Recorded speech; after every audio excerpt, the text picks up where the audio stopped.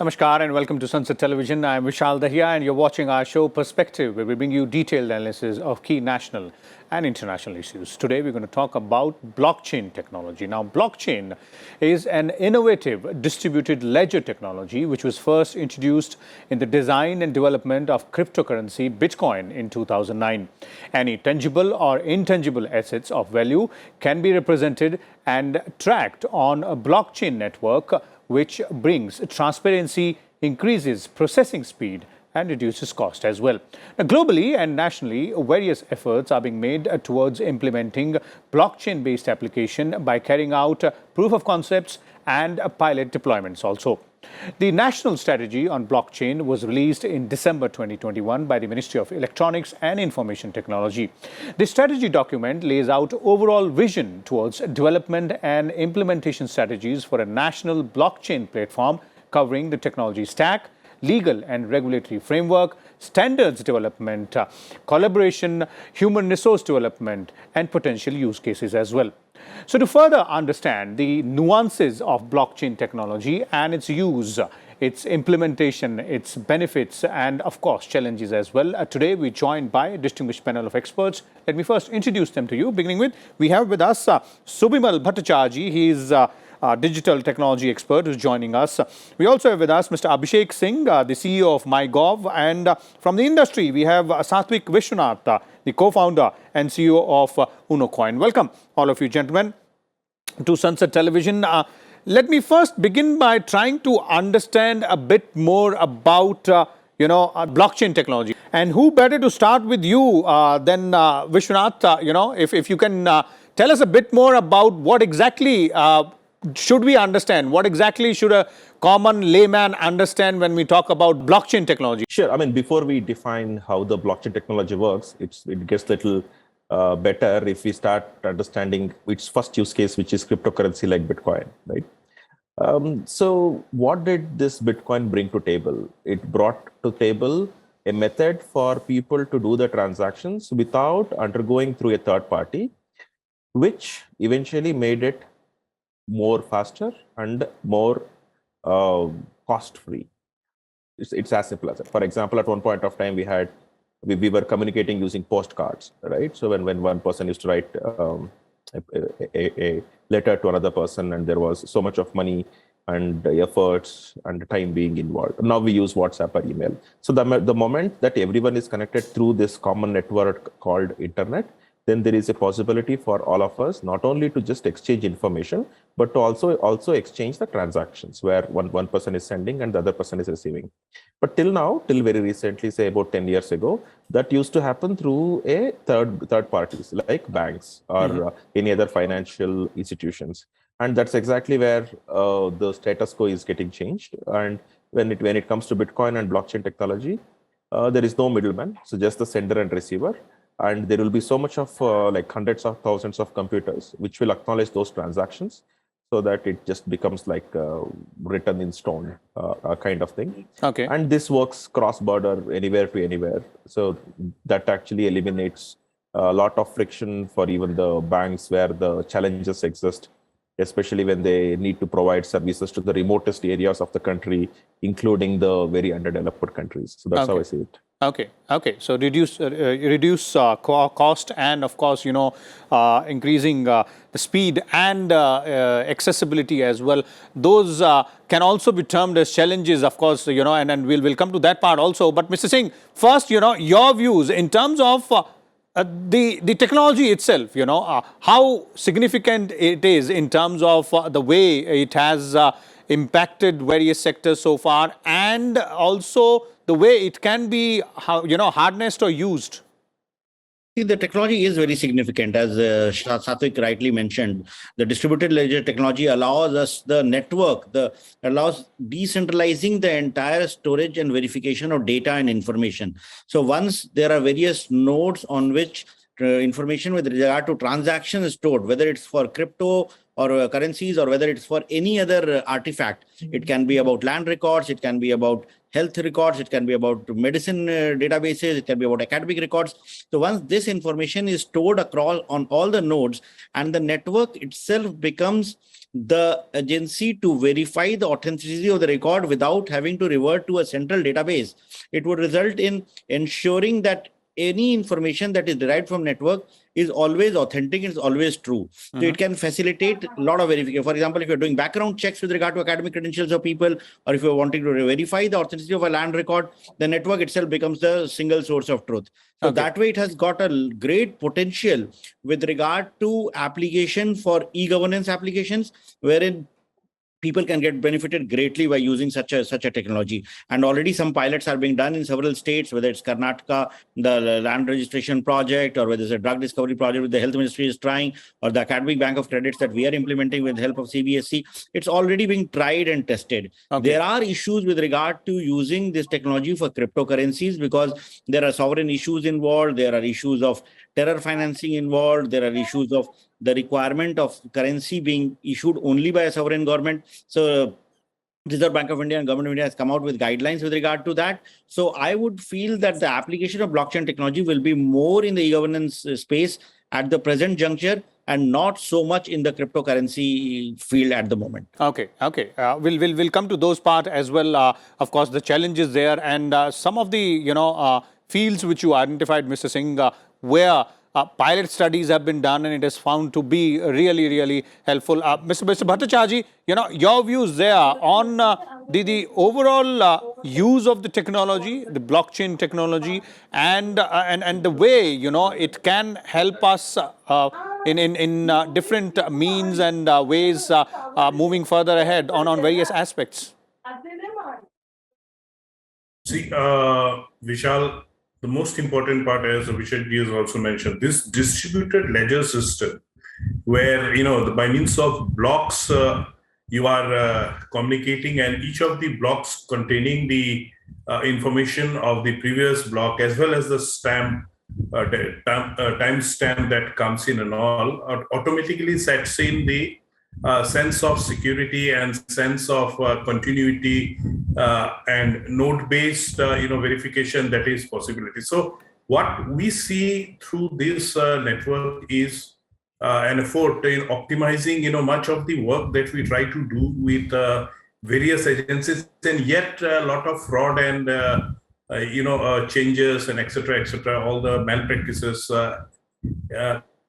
cannot always be stopped. Okay. So hence we have a system in hand which we can use for trying to solve a lot of our problems. I think this country has ample examples right now in the digital implementation space where we have been able to plug a lot of loopholes. Aadhaar based distribution system has been a fantastic example, where verification has happened, and then money reaches the right person with the removal of the middleman. Okay. So when we are at a point of time, Vishal, when we have kind of taken digital India to the masses, where a lot of the people have been enlightened and oriented towards the digital system. We are today now the world's largest digital payment systems country, where a lot of people in all remote areas and all today have themselves oriented themselves towards such a scenario. So we are at a point of time to look at Web 3.0, as we say, where we are able to use the benefits of Web 3.0 towards optimizing and securing and making a much more efficient system when it comes to governance delivery, particularly through e-governance. Okay. So I think blockchain technology as such becomes very important. And as Abhishek ji has very rightly said, that at this point of time, e-governance definitely has a much more focus. And we are still worried a lot around the cryptocurrency front, although blockchain's entry might have been through Bitcoin and quite a bit of revolutionary in terms of how it profligated around the world. Okay. But I think there is a lot of scope, and this scope has also been recognized in whatever even the courts have also looked at into the issue when they dealt with the we'll come to the challenges part and the cryptocurrency part a bit later. But let me first, bring in Mr. Singh here again, because in 2021, the Ministry of Information Technology and Electronics came out with a national, Bitcoin strategy, national blockchain strategy rather, and there's a proposal, or rather, it talks about the vision talks about putting in place a national platform for this particular technology. So how is it working out? Where do we stand right now in terms of that strategy, the policy, the implementation part as well? See, as you rightly mentioned, the national blockchain strategy laid down the certain policy actions to be done and certain infrastructure to be created. So right now, as we know, the blockchain technology as it exists, there are certain blockchains which are available, whether Ethereum or the Bitcoin, that networks are available. But when it comes to government using blockchain technology for offering e-governance solutions for various departments, we need to have a infrastructure, a national infrastructure, which will consist of nodes, which will consist of compute infrastructure, which will consist of right people at various various locations who understand this kind of technology, on which various entities can ride on. So, for example, if land record system of various states, the land registry offices have to join a blockchain network, they should be able to plug onto a infrastructure which is there, which provides them this kind of service. Similarly, health also wants to do that. So the Ministry of Electronics IT has proposed to build this infrastructure in the form of national blockchain platform, and also offer blockchain as a service, and also lay down the standards which will be applicable for all such e-governance applications which will be using this network and offering their services on the blockchain, on India blockchain, which is being set up. Okay. So that is the work that is currently going on. It has been a lot of consultations have been done with industry, with academia. Some pilot projects have been taken up. The Kaveri project is implemented in Karnataka, wherein the land registration system has been offered. There are 3 nodes right now: IIT Kanpur, STPI, and the Karnataka government. Over that, it has been implemented. IIT Kanpur did a pilot with issuing their degree certificates over a blockchain network. CBSE is implementing that. There have been some pilot implementations with regard to the drug logistics management. So what is now being planned is that these pilot projects are to be scaled up, and scaled up across the country. It requires a lot of investment into infrastructure, into capacity building, into laying down standards. So this is currently the work that is ongoing for making this objectives of the national blockchain strategy actually being implemented in reality. Okay. Satwik, from the industry perspective, what are your views on the national blockchain strategy and the areas where, as Mr. Singh was pointing out, where this technology can be put to good use, immediate good use, and where, the safety and security concerns which are there on the vis-a-vis, the cryptocurrency part or the fintech platforms, those do not become an immediate hurdle? Yeah, see, I think when we talk about blockchain technology, so one of the basic prerequisites where it will be successful is when two parties are not trusting each other, right? So when some kind of agreement needs to be there, and instead of that, can we bring this technology and eliminate the need for the agreement and still make the transactions or information flow or whatever is required to keep happening? But when it comes to government applying blockchain strategy, I mean, by default, we all believe government, right? So and we have trust in the banks, etc. as well. So when they are trying to come up with a specific kind of, say, digital rupee and such, I don't think using blockchain as a technology would be a efficient method to do it, because obviously that is completely controlled by the government or the Reserve Bank of India itself. Okay. But on the other side, then we have examples of drug discovery, and then we have it for supply chains, and then we have it for land records and such. In these cases, I significantly see its importance. And the education sector as well. Making sure that once the particular information goes to public, or once something is identified, where one can cheat other in whatever way, saying, like, I mean, for example, patents are there, right? So they are there for a specific purpose. So similar thing can be established here as well. And in this way, we can embrace whatever the blockchain technology is bringing. In simple words, blockchain technology implements a time-stamping chronological method of It could be transactions, information flow, or whatever we can call it as. Once it is on the blockchain, then it just exists forever and it is non-tamperable. So yeah, I see these fields where the blockchain can actually significantly be useful. Okay, okay, but what about the concerns vis-a-vis the safety and security and the transparency part there as well when we are talking about the utilization of this technology vis-a-vis digital currency? How does the industry address those concerns? Because this is an ongoing debate. The rules are yet to be framed, but there is a public debate which is going on. Which one argument is that the digital currency is not a safer option to go ahead with. How do industry react to that, Satvik? Yeah. Okay. So to put in simple words, I guess here we are talking about the concerns. So one is, cryptocurrency is there, and because that works cross borders, that is one of the major concern, at least as far as India is concerned, because of these Foreign Exchange Management Act and cross-border transactions are kind of regulated in nature. Mm-hmm. And then a lot of times we ourselves forced to make sure that the transactions happening through bank accounts, and using something like cryptocurrency will actually become challenging there as well. So these transactions are yet to be recognized as a genuine transactions, which is valid, right? So this is like the first part of it. And on the other part, blockchain technology is not like an efficient technology to actually be frank about. It's quite inefficient because, for example, when it comes to Bitcoin blockchain, per minute it can only process about 500 or so transactions, right? So and then there is a block size per block of about 1 megabytes only, etc. So no matter how much big you keep this, because we are trying to save all the database of all the transactions and information in one place, and that is being replicated in hundreds of computers, and that's how the blockchain technology works. It becomes quite inefficient in nature. So figuring out which is the particular use case where they want to use it actually makes all the difference. Okay.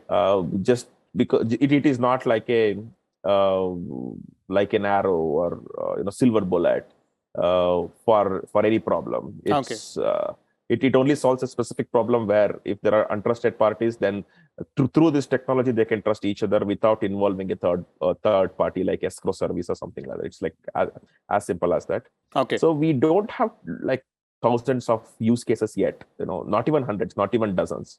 We are in the initial stages. The first one was cryptocurrencies, and now we are looking at very few specific industries where we are trying to implement it to see how much it will be successful, etc. There hasn't been a lot of success when the governments have implemented it, at least as far as the digital, that whatever fiat currency in that country is concerned. So it has to be like properly thought through and made. On the other side, getting engineers is tough as well to implement this kind of technology. And then when you want to explain the benefits of something to people, then they actually don't care. For example, how much do we care what kind of database Paytm uses? I don't care, right? So what kind of database or storing mechanism government uses, I don't care, as long as my digital rupee is going from one person to one person. It will be as simple as that. So here I don't see like how we will make these kinds of things to reach public and say that, okay, this is how we are getting benefit. Okay. So there are both aspects here. Mr. Bhattacharya, do you agree with Satvik when he says that blockchain technology is a significant one, but it's not a silver bullet? There are limitations as well, and we will have to identify what use do we want to put this technology to. I think, Vishal, it is very clear, even in the thinking of the government or the whole ecosystem in the country, that blockchain is not a silver bullet, but blockchain is a very optimal way of addressing a lot of issues, making efficient a lot of the efforts when it comes to governance. And that is where I think the value lies. The strategy paper of December very clearly lays out about how the different sectors will perform. And logically in this country, Satvik also had his concern about, government getting into everything, and then possibly that's not the most optimal scenario. But the government being a facilitator for something like India blockchain framework or foundation or something like that, where it is an enabler and in that whole ecosystem, all the different functions and aspects function. I think that's an approach that even the strategy paper tries to lay out. There's a very well designed diagram that shows at what levels or at what layers different things operate. So I think what we are definitely going to see is various levels of projects and approaches. Many of the pilots are already on through the various agencies of the government and even by the industry. But we are going to see many of these projects where possibly we even go up to the last mile and try to bring them into the network. For example, a very common example that is now looked at is the cell phone handsets and all. Many of the cell phone subscribers at the last mile are not actually connected through the blockchain network because the handsets don't support that. So these are the kind of things that, where you are definitely going to bring in much more inclusivity. And on the whole, if you look at a national picture, it solves a lot of our problems. It optimizes a lot of our functioning and brings a lot of trust into the system. So from an implementation point of view, I think it's very useful and timely action by the government. Okay, Mr. Abhishek Singh, what's the road ahead vis-a-vis the utilization of blockchain technology in various aspects which you mentioned earlier, and also tackling various challenges which come along with any new technology? See, first and foremost is with regard to blockchain or any other technology, we must realize that the approach should not be that I have the technology, so I will use it. The technology is not there to look for problems to solve. We have to look for the right technologies to solve the problems that we have. So that has to be mantra number one. Like, just because there's something that's the buzz and that's been talked about, we need to apply to every use case. That's totally ruled out. So what we need to always see is that if there is a value in using blockchain which solves a problem, and the cost of implementing that, because again, when you add a blockchain network and you build nodes all over, there is a cost attached to it, whether it's compute cost, the power cost. So then it should be commensurate to the benefits that will accrue to it. So the return on investment has to be looked into it whenever you use blockchain to solve any governance problem or with regard to healthcare, or with regard to agriculture, with regard to education, with regard to land records. So that has to be number one. Number two, when we're doing that, we need to lay down the right frameworks, right policies, right standards, and ensure that whatever solutions are being done are interoperable. Again, it should not be that Karnataka implements something, Telangana implements something, and they all set up their own blockchains, and then these networks, these separate blockchain networks become non-interoperable, because then it will create another kind of problem. So at a central entity, Government of India, as per the National Blockchain Strategy which is laid down, it's very important that we build that national blockchain platform. We ensure that we provision for geographically distributed nodes. We provide for strengthening those nodes. We identify the priority use cases where there is value in doing that. And then we have the right set of people at various levels who understand what the technology is, in what ways it can be used, what ways it can be deployed, so that ultimate benefit comes down to the citizens. So these are certain things that are on priority right now, that is being actioned right now, and this is what will constitute the action plan in the days to come for realizing, for getting maximum benefit from this blockchain technology. Okay. So there it is. Thank you so much, Mr. Abhishek Singh, Subimal Bhattacharjee, and Satvik as well for sharing your views and insight, as our experts were pointing out all about the blockchain technology. It is indeed a significant technology which is now being put to use in various aspects.